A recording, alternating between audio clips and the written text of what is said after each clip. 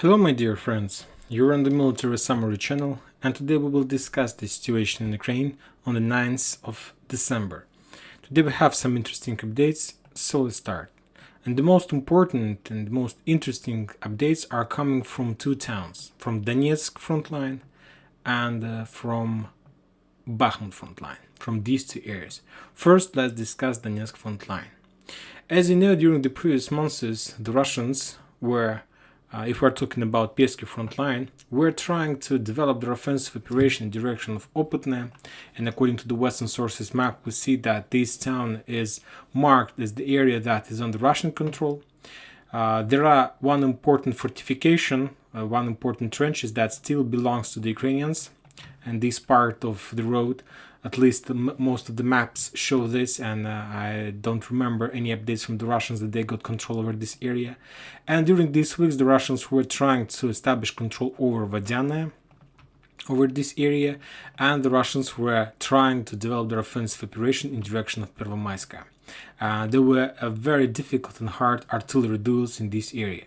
If you remember, during the previous week, the Ukrainians managed to deploy some forces in this area. To be more precise, the Ukrainians deployed their 46th Air Mobile Brigade, if we're talking about this front line. And if we're talking about Pesk and so on, if we're talking about Marinka, the Ukrainians moved their 18th Battalion, 35th Marine Brigade. They got them as close as possible to the front line.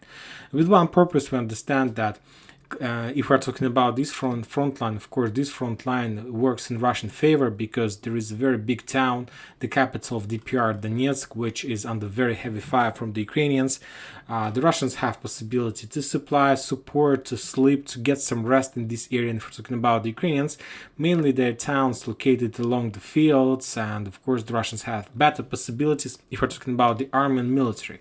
Of course, if we're talking about civilians, the Russians have a lot of problems, and you can see these problems right in front of your eyes, that the middle part, the central part of this capital is under very heavy fire since 2014. So if we're talking about the Ukrainians, their main goal during this battle was to stop the Russians near Pervomaiska and not to allow the Russians to take control over Vodyane and over Nivoyska. So this is the main Ukrainian positions in this area, which they were trying and planning to hold and to keep under their control. For these purposes, the Ukrainians were using two main roads of attack. The first one is through between these two water reservoirs. The Ukrainians were crossing these fields and they were attacking the Russians in their flank from this area. The second area the Ukrainians were using along the M04 road. There was a very heavy clashes between these two roads, between tank duels and so on. And of course, while the Russians were moving in direction of Nivoyska, the Ukrainians were trying to keep and save trenches along these brushes in direction to Nivoysk. So that was the battle. This is like this position and so on. During the previous days, maybe 24 or 48 hours, we got very interesting update that according to the Western countries, and furthermore according to the deployment map, sometimes they show some information, so on. Now, as you can see, there is a fire icon in this area, and they made some kind of report from their side as well. And a lot of Western reports, experts were saying that the Ukrainians made some kind of very effective counter-offensive operation using the same road, as I told you, between these two water reservoirs. And as a result of that attack, according to the Western sources, the Ukrainians managed to take this area of the Donetsk road, ring road, over this small corner. So let's update this map and show that according to the West. Maybe as you can see, this map has been a little bit updated. According to the Western sources, as a result of those attacks, the Ukrainians got control over this area. This is not much, but this is a very important part of town that slows down the Russians, may slow down the Russians heavily, because as you can see, there is brushes, and the Ukrainians were able to use these trenches to get these positions and not to allow the Russians to be flexible and mobile while storming Vodyane. And I was very surprised by that report, but later the Russians published almost 10 minutes video of clashes of the battle on these fields, and that there was some kind of offensive operation from the Ukrainian side. They involved around 15 armored vehicles, including tanks and armored infantry vehicles. They were trying to attack this area. And the thing is that, as the Russians are saying, they forced the Ukrainians to think. The Russians are saying during this video, during these reports, during this describing of the situation of that battle, they forced the Ukrainians to think that they were so suppressed, so, I don't know, damaged and so on, so that they were forced to leave this area. I don't know how did they do this. This is some kind of their position, their explanation of the situation, and the Ukrainians believed them. They decided that the Russians were forced to step back, and they did this attack, made this attempt of attack. That attack was repulsed. Ukraine lost around 5 armored vehicles from 10, so around 33%, and a lot of infantry. They were forced to step back, and now you see that now we at least have 3 icons in this area. One of the icons that located above the Pervomaiskoye, like a soldier with the arrow in direction of Pervomaiskoye, showing that the Russians have advance and progress in this direction. Another icon is right under Vadiane, showing the same arrow, showing that there is progress in direction of Vadiane. And today we got update that this part, the south part of Vadiane, is under Russian complete control. Just the northern part still remains under Ukrainian control. So as you can see, the Russians managed to penetrate a little bit the defense orders of the Ukrainians in this area, and they managed to develop some progress. If we're talking about south area, the Ukrainians made the counter-offensive operation in direction of Novodarivka, Mykolaiv, Vladimirovka, the same towns, and as a result of the clashes in this area, the Ukraine lost around 80 soldiers, something around 80 soldiers. The Russians reports that the Ukrainians managed to accumulate near Gulay, Pole, Orechov, a lot of forces, and the main idea of the force that Ukrainians accumulate in this area is to attack in direction of Vremivka tactical bridgehead. So this small back, the Ukrainians want to cut this back and take control over this area. Another important updates are coming from Avdiivka front line, and there was like another video published on this area that the Russians were using tanks and armored vehicles to attack the Ukrainians in direction of Krasnogorovka and so on. But to tell the truth, the most important in this update is that this is not the first update. During the previous week, when the Russians published some kind of video from this front line where they were using tanks, they were trying to attack in direction of Krasnogorovka. So now, from one point of view, we can say that it's a regular situation. Maybe some kind of rotation process has ended, and now the Russians move some tanks. Now they're just doing the regular job, trying to attack Krasnogorovka, and with, of course, like to create some kind of view that they're trying to attack and encircle Avdiivka. So the same thing that the Russians did before in months and 2 and 3 months ago, because the clashes around Avdiivka started in 2014, and the Russians still haven't cracked this net and haven't got control over this area. They are not able to encircle and so on. So the battle are there very difficult, and for now we don't see any progress. But there is one important update from the Western sources about this area. If we take a look at this map, the deployment map, you're going to see this our Avdiivka, this our area that the Russians are trying to establish control over. And these days we receive one more important update on the north of Avdiivka, right exactly in front of that area, according to the Russian sources map, where the Russians were publishing the video of tank attack. And I'm talking about this small icon. The Ukrainians deployed 3rd Tank Brigade in this area. Right on the 8th of December, I'm not saying that they deployed this brigade right yesterday, that these days, like in December, the Ukrainians deployed 3rd Tank Brigade in Avdiivka. And we can understand why, because the Ukrainians, if we compare the number of icons in this area with numbers of icons near Bakhmut, Toretsk, of course, it's completely different picture. I believe that there are 3 times more icons in the area of New York, Bakhmut than in front of Donetsk. But both these front lines are very vital and important for the Ukrainians, and they need to hold them as long as possible and to destroy and they reduce the Russian army as much as possible as well.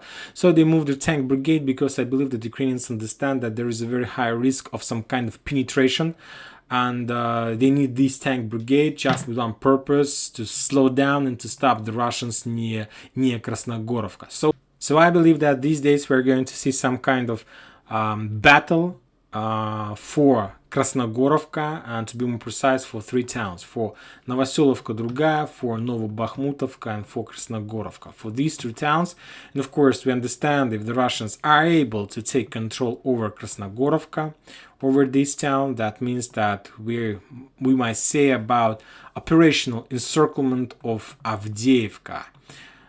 If we're talking about Novoselovka Druga, according to the Russian sources map, this town is under Russian control. You see this map.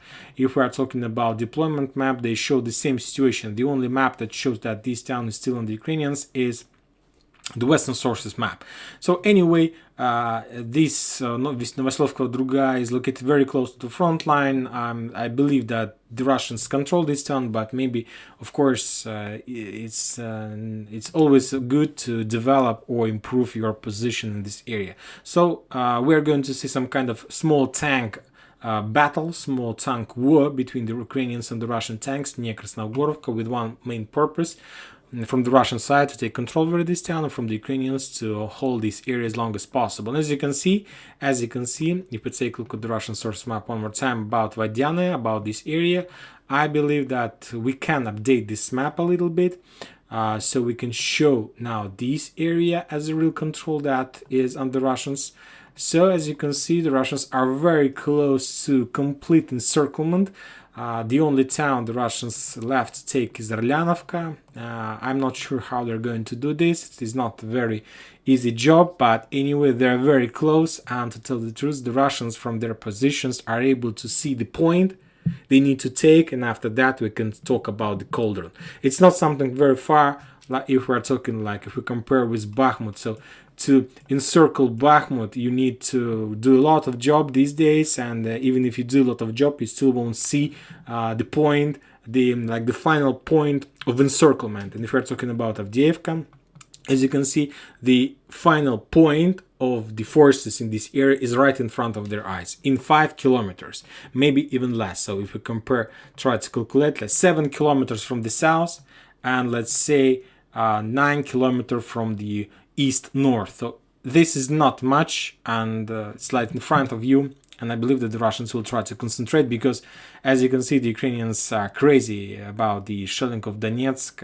None of the Ukrainian town are under such a fire as with civilians as Donetsk. Because if we're talking about Bakhmut, I believe that there are still some civilians there, but anyway, there are not so much there.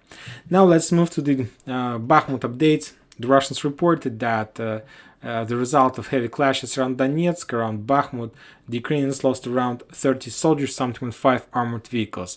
If we're talking about Bakhmut from the Russian side, we got some map updates. The first one is that the Russians update the map along the Patrika Lumumba Street. This one. Now this shows that this industrial zone is under their control. And also yesterday, maybe today in the morning, they updated that this small industrial zone is under Russian control. And the most important update today we received from Solidar, from this area. The Russians activated in this area. I believe that this entire residential area is reduced to ruins, and there is an icon showing that Ukrainians, like Ukrainian flag arrow in west direction. If we take a look at deployment map, you're gonna see that Solidar, this is Solidar, is this area of responsibility of 93rd Mechanized Brigade. And starting beginning of this week, we got a lot of updates about the heavy losses from this brigade. They are losing soldiers with dozens, maybe every single hour. And today we got report, and the Russians confirmed that 2 of 3 mechanized battalions of this brigade were completely destroyed, reduced to 0, and the Ukrainian commanders were forced to move these forces from the front line.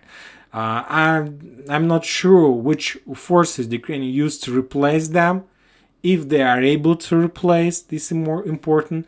Who wants to be replaced? Who wants to be sent there from the Ukrainians?